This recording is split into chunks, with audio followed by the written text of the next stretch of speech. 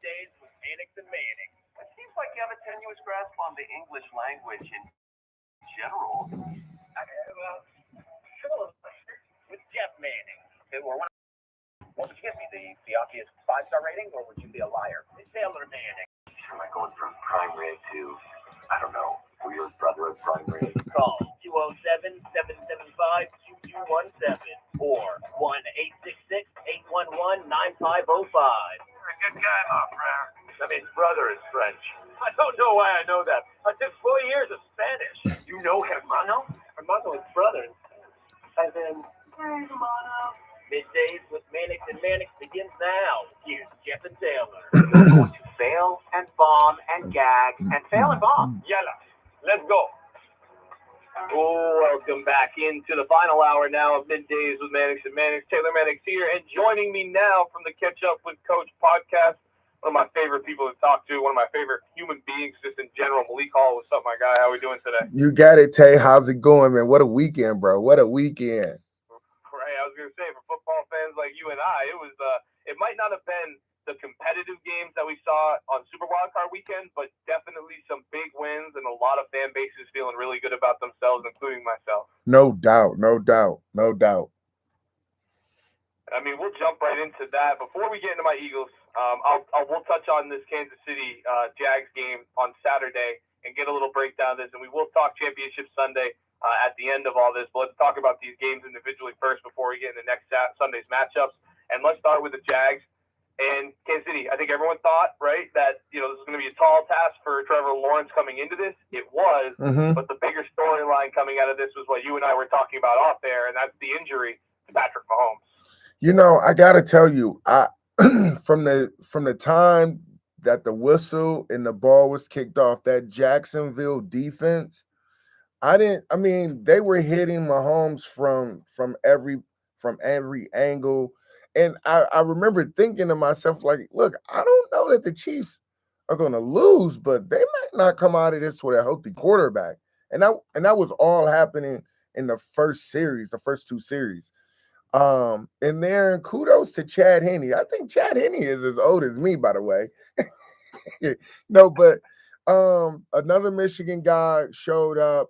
I mean, and for whatever it's worth, if Chad Henne does not hold that line this game, because Chad Henne put up a touchdown. This is a 7-point swing that Chad Henne held that line, and by him holding the line, giving Patrick Mahomes opportunity to get taped up. But kudos to the Jags, man. I will say this. Everyone understands, like, Trevor Lawrence is who he is. The fact that they have Travis Ernstein along with him is almost like he's comfortable back there. He looks like he's in control. He never panicked. And then Ernstein only had 10 carries for 62 yards and a touchdown. I think what a difference a head coach can make, what a difference a new vibe can make. Coach Doug over there got them boys playing at a high level, and to think Urban had that team, to think that's a former Urban team.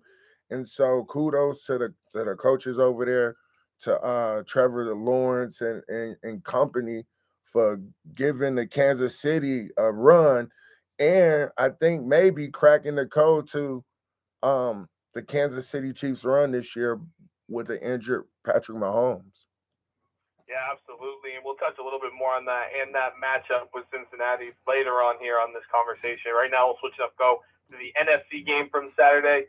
This one was close to my heart. I absolutely was just completely jaw hit the floor. Did not think it would be a 28-0 halftime score.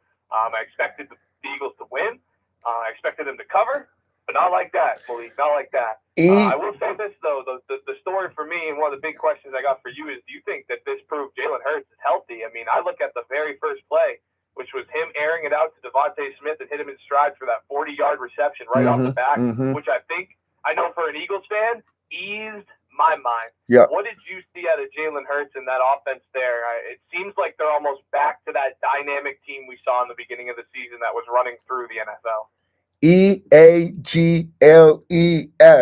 Eagles. Like, let's call a spade a spade. These dudes are on fire.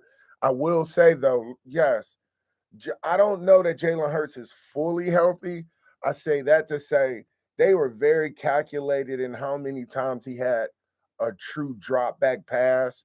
If you look at the stats, like, a lot of people got the ball, but they were throwing the ball laterally because the Giants' defensive line could have put Hurts in a situation that Mahomes is in, right? And so early on, I think Philadelphia threw about 4 or 5 bubbles that just were going for 7 yards a clip. And then with the run game, you Philly traditionally kind of, is a gritty team that shows up on defense, but they show up on offense in grit. The first touchdown was a 10-play drive. The second touchdown was a 9-play drive.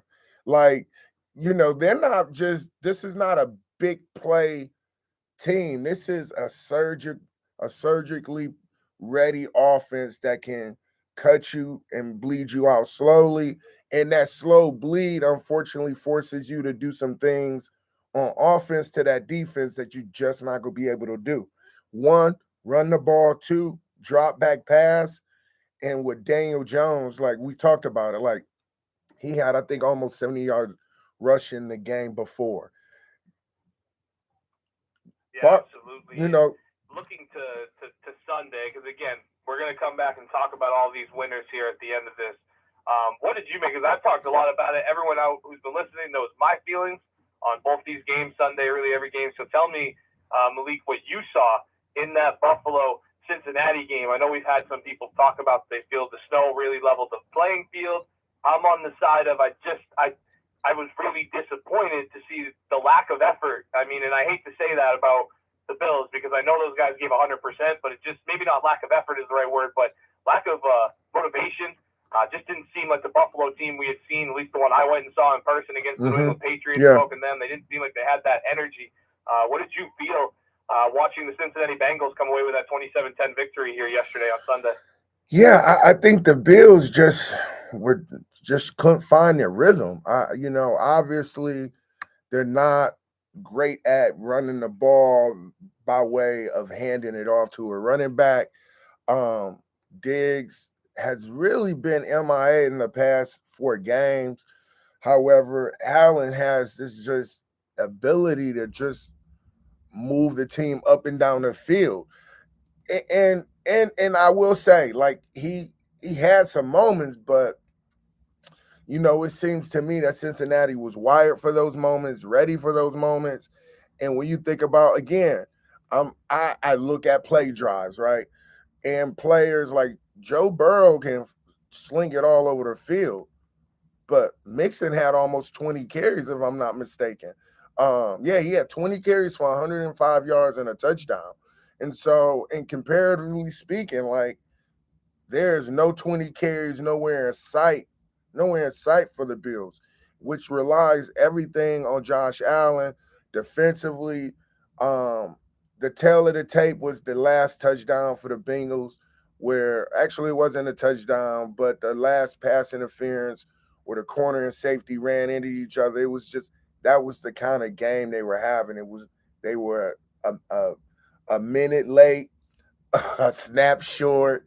Everything was just a click behind. And Josh Allen threw the ball 42 times for 265 yards and only completed 25 passes. Like, that's not a Buffalo Bill formula. And I tell you what, the Bengals, like, it was just some things that I looked at, like, it was some things. One time on a third and I think 4, the Bills sent a zero pressure and left Chase, played him off for an easy dump, and he got 8 yards. He got the first down plus 3. And so it was just some things that just wasn't adding up for what the Bills were doing defensively as well as offensively. And hey, we got a chance to see the Bengals team that dominated the Bills in the Bills Mafia Stadium. So that was impressive and very interesting as they go into the next week. Yeah, absolutely. But we'll talk about the AFC Championship here in a second. But we'll touch right now on the the NFC divisional game between the 49ers and the Cowboys, 19-12 final.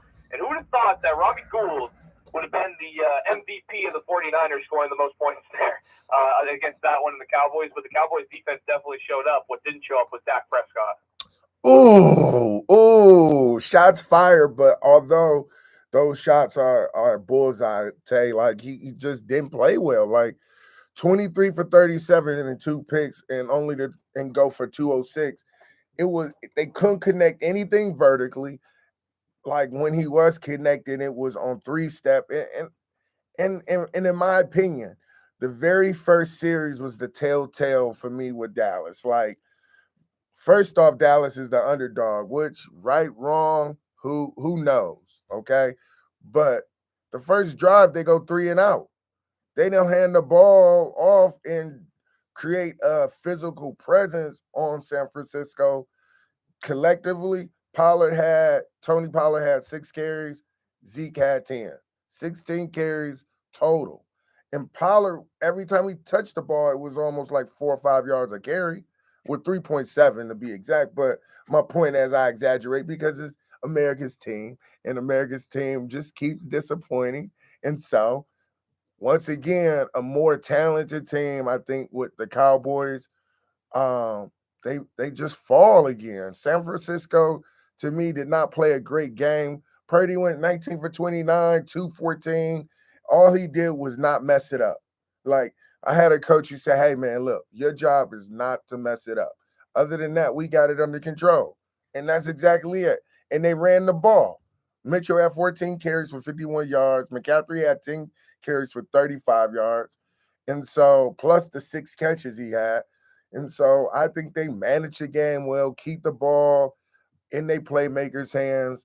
Don't put Purdy in a situation where he has to make a huge play or throw us back in a game or throw us out of a game.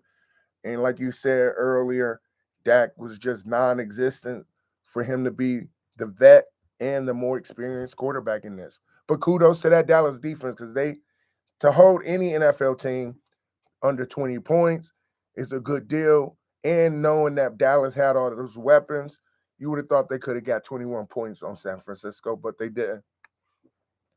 Yeah, I'm with you, Malik. That's one of the big things for me was how Dallas, to me, made Brock look a little bit more human. Yeah. One of my points that I drove home about them, though, was his biggest number that stood out to me out of everything he did yesterday was 0. And that's how many turnovers he had. So let's go. Them in that game, and that's the thing with 49ers is we talk about it with the way they're so dynamic. As long as they have a game-managing quarterback in there that won't make mistakes, they're going to win football games because they play good defense and they do everything else right. And that's what kind of leads me into this game with the Philadelphia Eagles. My Birds have one of the tallest hats they've seen all season. Yep. One of the texters alluded to it.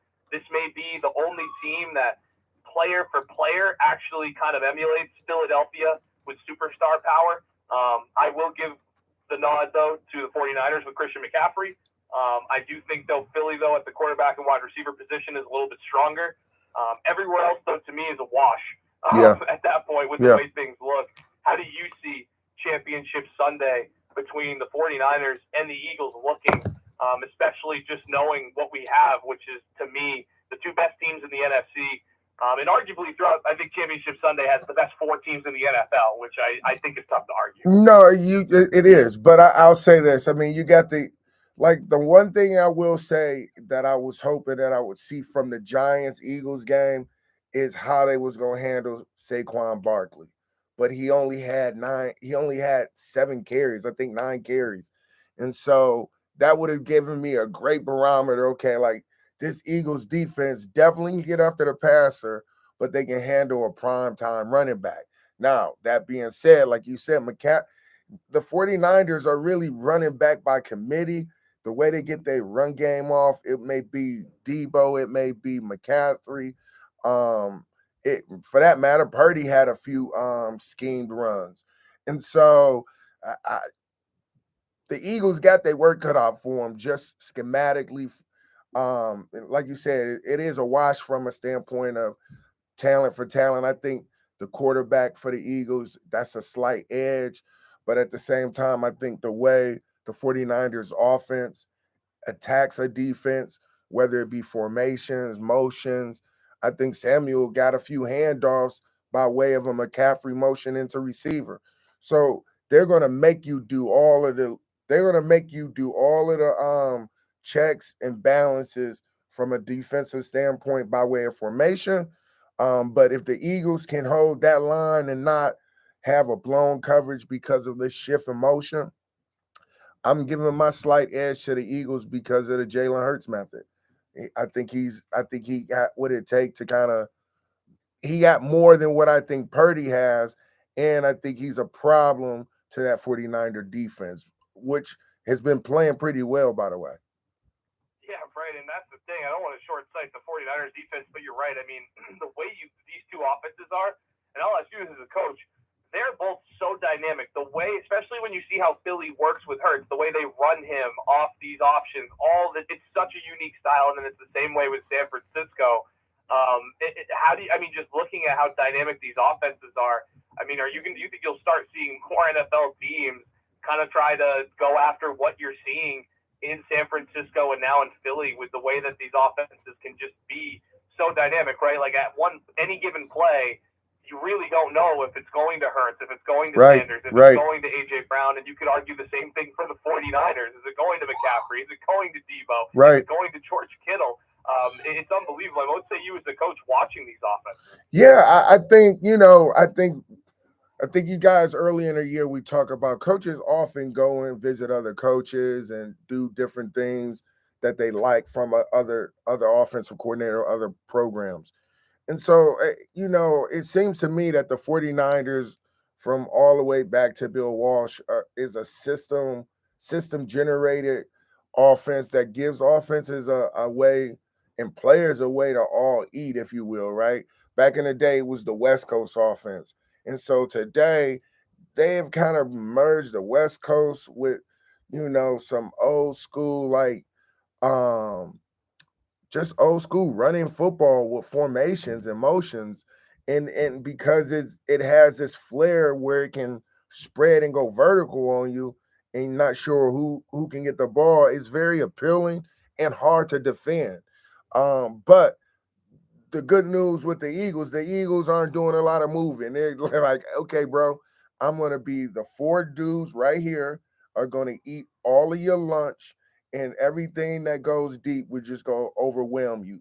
And so I don't know that the Eagles will have to do a lot of adjusting because they don't do a lot. They just get after you.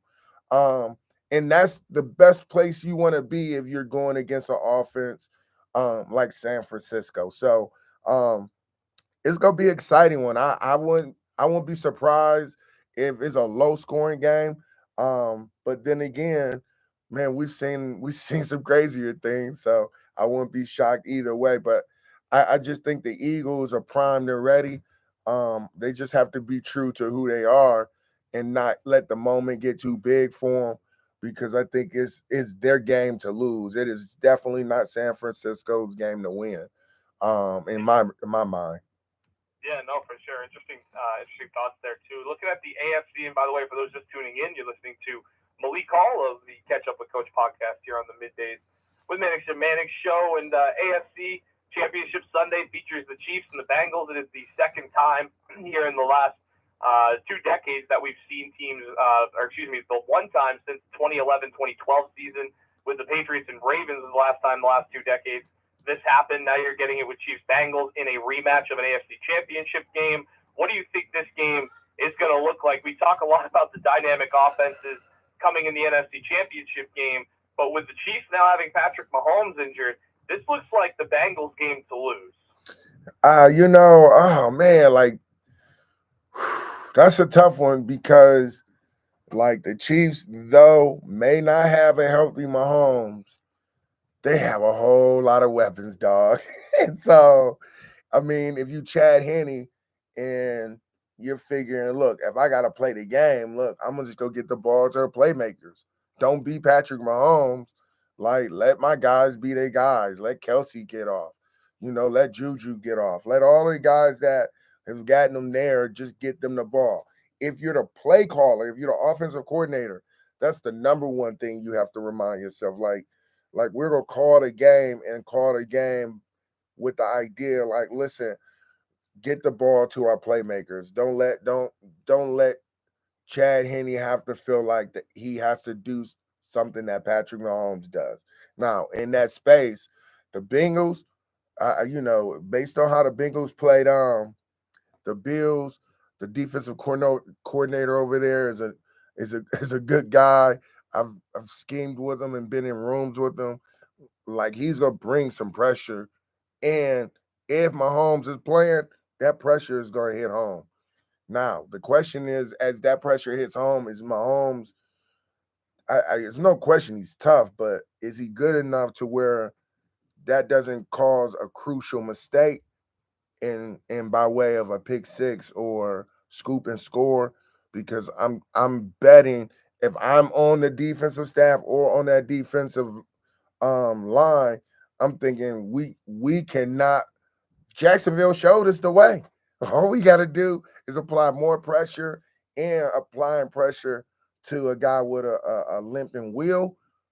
I think the favor, you're right, the favor goes to the Bills, and that pressure in itself seems like Joe Cool, as they call him, is cool with that. Yeah, absolutely. And that's the thing, looking at this game here, it's a rematch. Joe Burrow's 3-0 against Patrick Mahomes, including playoffs. Do you think that and again, the only reason I ask this is because I look at how the Mac Jones situation was happened with his high ankle sprain. Do you think there's any doubt that Patrick Mahomes plays this weekend? I know he said he's not coming out of the playoff game. I'm not going to doubt that he's going to play. But do you see any scenario where he gets hit hard, he has to come out, Chad Henne goes in? I mean, do you see any doubt in this? Because to me, this is a serious high ankle sprain. I mean, I don't know if he's going to be able to play the entire game if he gets hit. And I know he ended what he did with Jacksonville, doing great in the second half. I just see this as a different challenge. What do you think here? And just to kind of expand a little bit on this injury with Patrick Mahomes, and if, let's just say he has to come out, do you think Chad Henne has what it takes? Or do you think that if Chad Henne goes in, you can just write the obituary on the Chiefs? Well, since Chad Henne is a Michigan man, I'm gonna say no. He'll still get it done. Okay. but I will say, look, they're already rehabbing that. He's probably been in rehab since the end of the game yesterday. So the question will be, can they get the swelling down enough to where he can just have some mobility on it? If he can have mobility on this by Wednesday, Thursday, he'll play on the game. He'll play in the game. I don't anticipate him practicing this week. Chad Henne will probably take all of the practice reps because they'll need every little bit of time that he can give in a 24-hour day to rehab this and try to turn it over for next week. The second piece to this, again, because they have a lot of weapons, because I think Joe Burrow, like you said, he's 3-0, and I'm also saying, you heard him, everyone heard him. I even shared it on a tweet. Like, go get your refunds because it's not who you thought it was. And then again, as he says that, I'm like, dang, did we just diss Joe Burrow because of all of the emotional need for the Buffalo Bills? And in his coolest form, like, hey, just get your refund because I'm in the building. And because of that, I think that just will overtake it. Like, the leader of men, the leader of this Bengals team, that run game that they're deliberately activating in the playoffs, that they didn't give their running backs this many carries at any point this year. And the Patriots used to do this all the time. They overload their running backs in the playoffs with Tom Brady too at the helm now. And so I think that's the formula. You'll see the Bengals lean on that offensive line by way of running the ball and let Joe Burrow take his shots with his arm. I see that the Chiefs are the favorite, but you're right, Tay. I think this is the game for the Bengals to lose. And I'll leave it on this with the final point because I know we're up against it with you, Malik. But as of right now, I'm not talking about, past or anything like that. I'm saying as of today, what is the quarterback rankings as the 4 quarterbacks left? Who do you have 1 through 4? Who would you, and 1 being the guy you want on your team going into this Sunday, the 4th guy being the guy you'd want the least on your team going into this Sunday, just as of right now today, and that's to include the injury of Patrick Mahomes. This isn't about Yeah. This isn't, this is no, this is right now today. Who are you taking? Woo! That's how you go in this. Okay, I'm going with the Jalen Hurts method on that. If it out of all 4, because I Philly. EAGLES, Eagles. Like, I like Burrow. I would love to see Burrow and Hurts, and I'm still going Hurts. But that's the quarterback I'm going with is Hurts. But I just feel like, man, that was a tough one because Burrow's on fire right now. Right. Well, I was going to say, I think for me, I'd go Burrow, Hurts, Purdy, and then I'm throwing Mahomes because of the ankle in the bottom. Like I would not want to ride into Sunday with Patrick Mahomes in a high ankle sprain, despite how good maybe I'd take him over like Purdy, but right now the way Brock's been playing, no turnovers, like it's tough to figure out who you'd want the least out of these 4 quarterbacks. Yeah, I would agree, but because Mahomes is who Mahomes is for me, I'm going Hurts, Burrow, Mahomes, and Purdy. But that's par for the course for Purdy. He was last in the draft. He's the last pick in these 4 quarterback selection, and no one's giving him a shot to beat this Eagle defense. And I am not either. Like, if the Eagles defense don't get this done, they don't deserve to be in the big dance, period. No, I'm with you. MoveECall, Catch Up with Coach podcast. Thanks so much for joining us here talking about NFL. We'll catch up with you next week, and hopefully I'll be in good spirits again. As well, guys, keep it local. Peace. Absolutely. MoveECall, again, of the Catch Up with Coach podcast. We'll be back after this CBS Sports Minute to wrap up the midday show. Final half hour coming up after this. All right, that's it. You saw it. If you didn't see it, rewind it, go back and look it, clip it, share it, do whatever you got to do with it. But this is Coach MalikHall, the Catch Up with Coach podcast, and you are caught up. Peace.